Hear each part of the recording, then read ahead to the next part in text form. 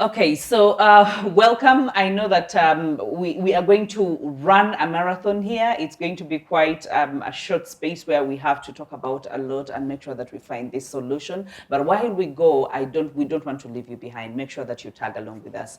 So Sandra, Yes. we've come to a place where you admit, okay, it's an attitude issue right now. It's not really a job issue because you can always get another job. Yeah. A job, I usually say it's a rubber ball. When you drop it here, you can be able to drop it to pick it up somewhere. Just like an attitude, that when you fail to choose a proper attitude, the moment you understand that now this is an attitude issue, you still have a chance to choose a better attitude because it affects the outlook on your life. So you go for your first job, you go to the next job, and I think the third job. The third one. Yeah. The third one. Yeah. And in all these, one thing that is a common denominator is the lack of satisfaction and the lack of fulfillment. True. It feels like there's a void in your heart that has never been filled, and you don't know what will fill it, but you know that it is not full. You know that there's something lacking. Aside from just having the little money or the small money that is being given to you, 150, 100, who does that? Yeah, I know that it's normal in the job market and the economy and whatever is happening. I know that that is happening. But again, when you look at satisfaction, mostly does not come out of the pay. It comes from you enjoying what you are doing. Yeah. But that means that what you went to school for and what you have constantly been pursuing and doing is something that does not give you satisfaction. Yeah. So what do you want? What excites you in life? Personally, I am always excited when I get to share. When I get to share with people around me, even if it's a random person and we've just met for a first time and we share, talk about this and that. Talk about this and that. Sandra, please don't say this and that. Talk about what? Talk about how to, make life eat. Like, make life eat. Guys, I hope that you're coming on this journey with us because now Sandra is being misaligned with why I'm saying you're being misaligned is, you know how you say, I think I have failed. You get it? Yeah. And then you want to talk to another person, telling them, you know what? There's more to life. Do you see those two things? Yeah. And it's so easy to fail at something that you are not passionate about. It is not your purpose, and you just don't find fulfillment. It's so easy to even give up on it because you just don't have that love for it.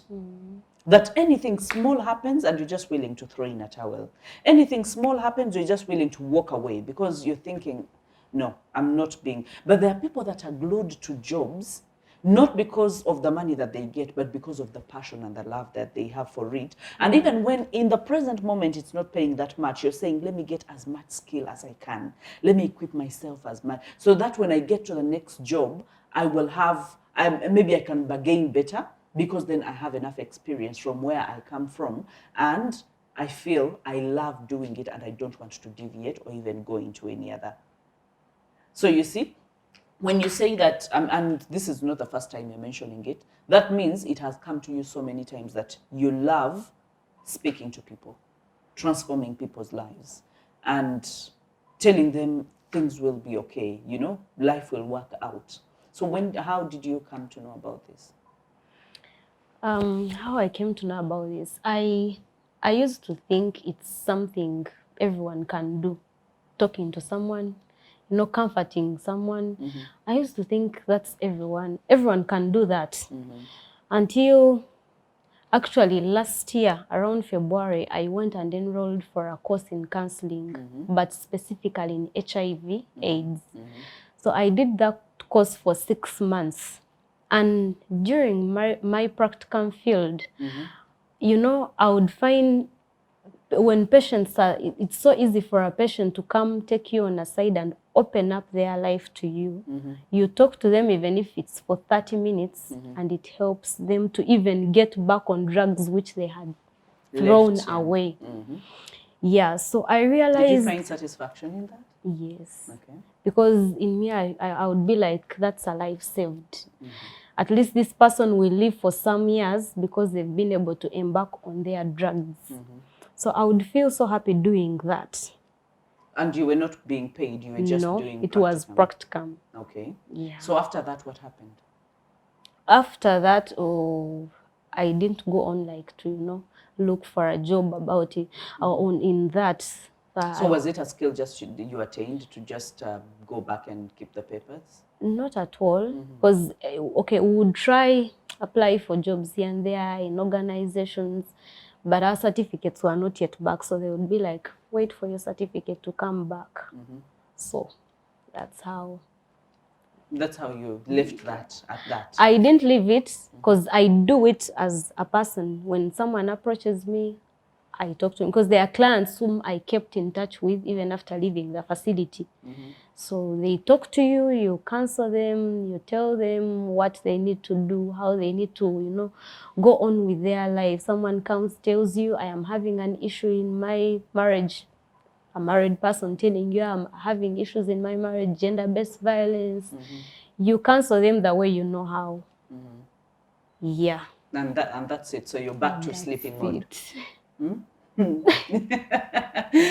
Okay, so let's go definitely fast track this, because what I see here is a tug of war between your personality traits, the traits that are outside. I usually call it the growth gap between where you are and where you really want to be. Can you draw a picture of where you really want to be? In a nutshell, in seconds, can you be able to tell me what you envision? It doesn't have to align and be all that everyone has to understand it. No, you understand it. What kind of life do you want to live? Where do you want to get?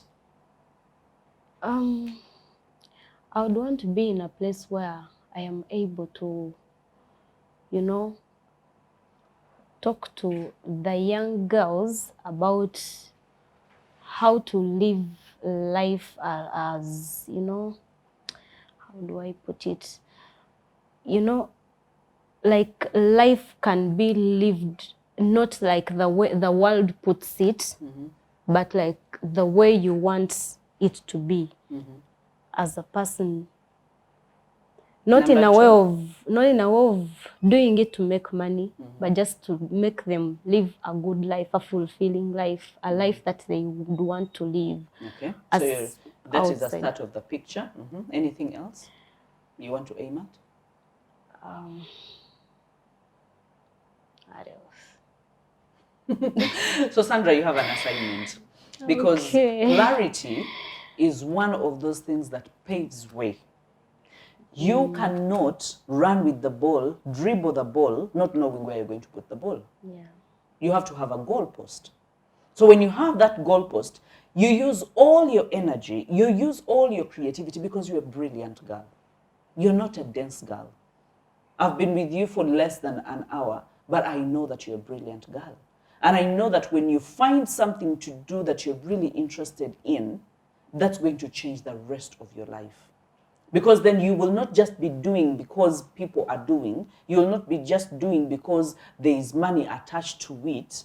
But for you, it will be avoided. Even if you got a job that gives you 1,000,000 shillings right now, you're still going, or give you 2,000,000 shillings right now. Because the money can be so tempting. You'll be like, yeah, I want the money. But according to the talk that I've had with you right now, not even 2,000,000 shillings can suffice, or can you can say, that's it. That was the goal. What I wanted was the money. You're still going to get bored along the way. You're still going to ask yourself so many questions, and you'll find yourself walking away from it.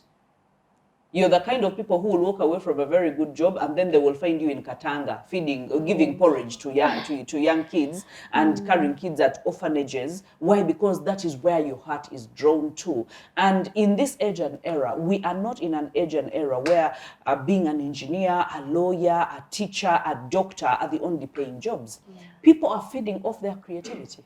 People are being content creators. People are being coaches. People are being speakers. And they are earning a living out of it, not because it's just a passion. People are feeding off their passions. And definitely there are so many people that have been in the job market for so long, not even in the job market, but they've been employed for so long. And at 50 years, they decide, I have done the same thing over and over again. I don't find any satisfaction. I've just been working to get a paycheck at the end of the month, but I feel empty. And at 50 years old, they are trying to find their purpose. They're trying to find their passion, to unveil it. So you are lucky that you're still young. Okay? Right now, you don't have a child. You are not married, that you have a home to look at, to look after. And right now, if you can be able to do the 360 and find the clarity about what exactly you want to do in life, and be very exact about what, maybe you're not going to be 100%, but again, at least 80, at least 70, that you know what? Yes, I want to speak to people for a living.